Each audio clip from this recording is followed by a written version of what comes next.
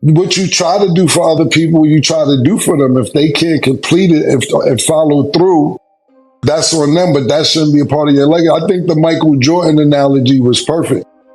Mm-hmm. Like, yo, okay, I can't be the best owner in the world, but don't forget I'm the best player in the world. You know, you got some boxers too, or former boxers, who aren't that good at boxing or wasn't that great at boxing. I won't say good, but they turned out to be world-class trainers.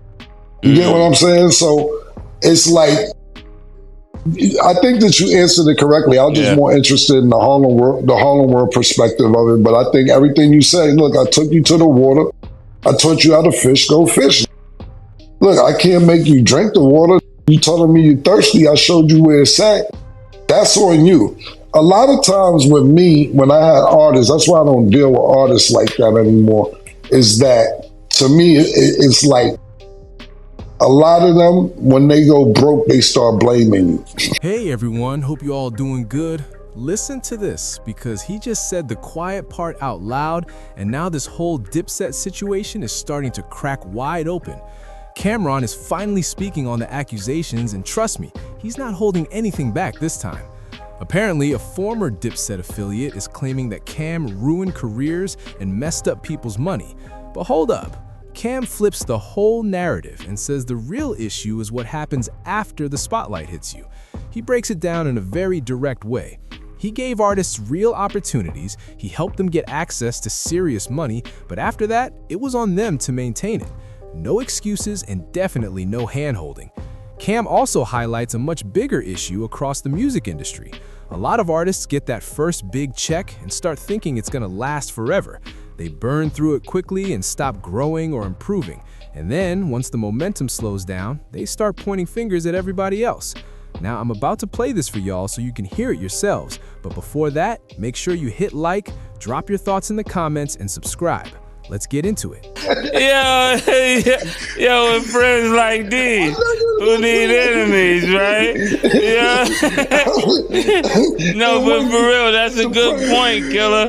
That's a good point. That's a really good point. That's a really excellent point. I gotta think about that. Is that why I gave up on them? I didn't really give up on them. I think I was in just a transition mentally, and they were actually moving. But the good part about them is that I was so hot at the time. They actually are certified gold. That's the amazing part about it. I was just about to say that. Yeah. They have a gold album. They got a gold album just off the arm. You know what I'm saying? So that's fire. So that's interesting. So you're attributing your career to them going gold. So basically, you're kind of responsible for them going gold if it's off the muscle, you're saying. So let me ask you this. But it shouldn't be that way. But I'm saying it shouldn't be that way. Everybody should be able to stand on their own. So what I'm saying is this: if they went gold off how hot you was, yeah. Do you feel they wasn't that good? No, I think actually it was a lot of no, for real. I think they went gold off of me because their talent didn't get time to really curate. Like you look at somebody like Loon that came out of that group. Loon goes on to do amazing things and make amazing records with Puff. Then you get Cardan, who goes on to do and collaborate, you know, with this whole Nelly album, right? Which goes 10 times platinum 2 times. So there's a lot of great things come out of that. Then you got HUD that comes out of that, God bless, that goes on to help. Benzino goes on to help The Source, goes on to be with Dipset. It was a lot of promise that came out of there. Even Blinky Blink in my sister's state, she made a few dollars. It was my way of giving everybody a check, you know, without giving the money out of my pocket. And if really, Killer, if we were talking, that would have been our deal. That would have been me, you, and and somebody else. So I really think it worked out. No, I think it was great too. You just left them stuff. You just got up out of there. Things went gold and said, I did what I had to do. I'm out. Make you go gold. It's on you at that point. I would think. Murder, you helped me go gold. I ain't asked you for none since. Yeah, man. But you say water, this is horse, pause. Horse, this is water, you know? They gotta take it from there, right, Mo? They gotta take it. I'm with you.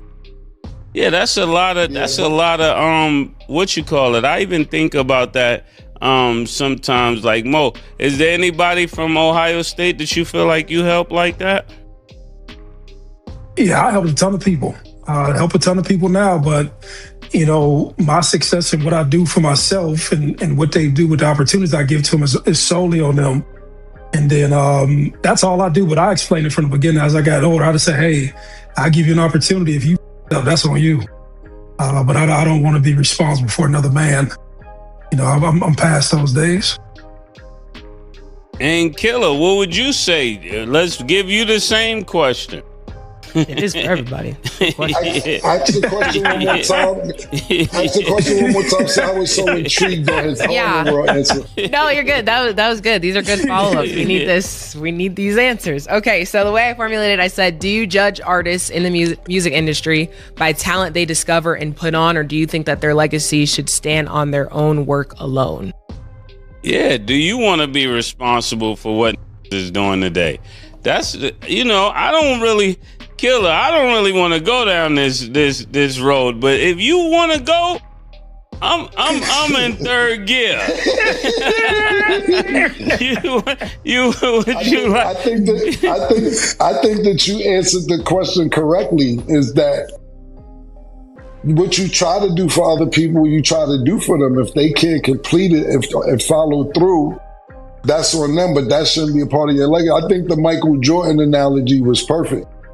Mm-hmm. Like, yo, okay, I can't be the best owner in the world, but don't forget I'm the best player in the world. You know, you got some boxers too, or former boxers, who aren't that good at boxing, or wasn't that great at boxing. I won't say good, but they turned out to be world-class trainers. You get what I'm saying? So it's like, I think that you answered it correctly. I was just more interested in the Harlem World perspective of it. But I think everything you say, look, I took you to the water. I taught you how to fish, go fish. Look, I can't make you drink the water. You telling me you're thirsty, I showed you where it's at. That's on you. A lot of times with me, when I had artists, that's why I don't deal with artists like that anymore, is that to me, it's like, a lot of them, when they go broke, they start blaming you.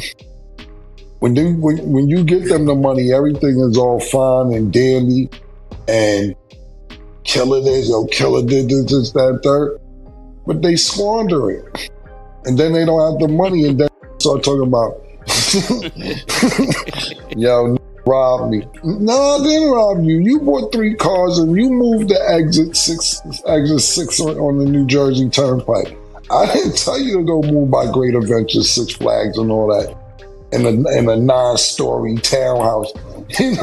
You know, when you get your first bit of money as a new artist, it's a lot of things that you want to do to make up for what you're not having growing up in that environment. And when you get that first initial money, you think that this is the way it's going to be forever because you like, I'm hot.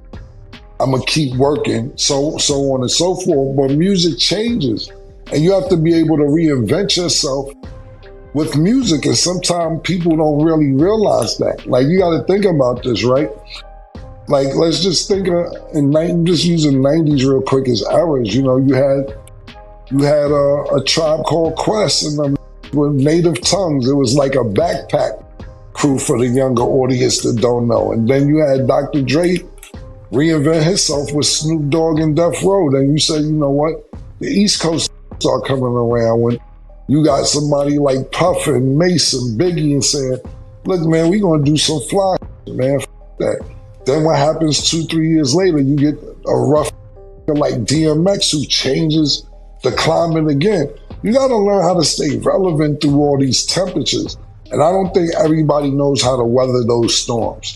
So that can't be your fault because you got them the money initially.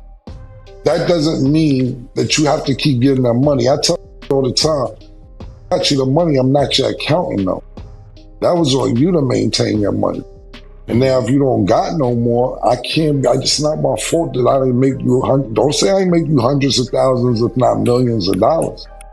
You squander it and you didn't keep hustling. You thought this was the way life is supposed to be. And they're just not good managing money. And that's where the blame comes in to me with a lot of artists. This is why all my artists now are AI. let me add on to This situation really proves something. Listen, because the music industry is a business first before anything else. What stands out to me is how quickly success can flip into a lesson when money, fame, and expectations all hit at the same time. In hip-hop news, we always focus on the drama, but the deeper reality is really about financial literacy, artist management, and long-term decisions. I don't even look at this as a blame game. I see it more as a reminder that every artist and every executive goes through different stages of growth. Now, hold up. Here's a quick business fact you need to hear.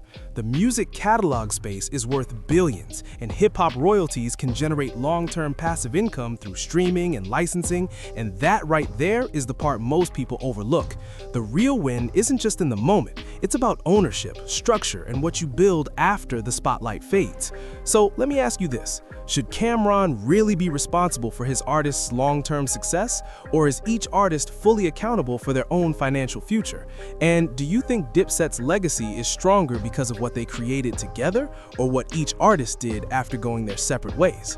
Appreciate y'all for watching, and don't forget to subscribe to the channel.